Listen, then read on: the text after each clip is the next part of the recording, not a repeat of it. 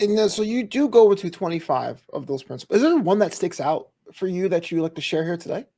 Well, there are many practices. The one that I think is most pressing that will give parents sort of the data that they need to see where their children are is the practice of listening to your own children read.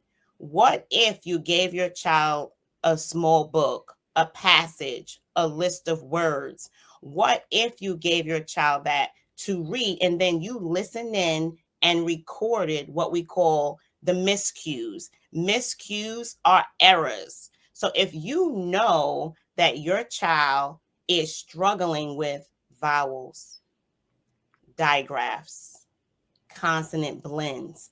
Every word that starts with a consonant blend, your child struggles. What if you knew that your child couldn't read vowel words with vowel teams? What if you noticed that your child needed more help with silent E? A lot of kids don't know how to approach silent E because they haven't been explicitly taught.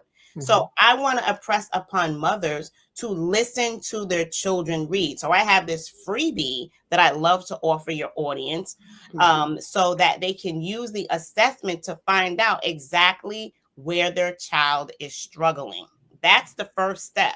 So listening to children read, I mean, if you knew, then you have at least the first step in the process of starting to close the reading achievement gap.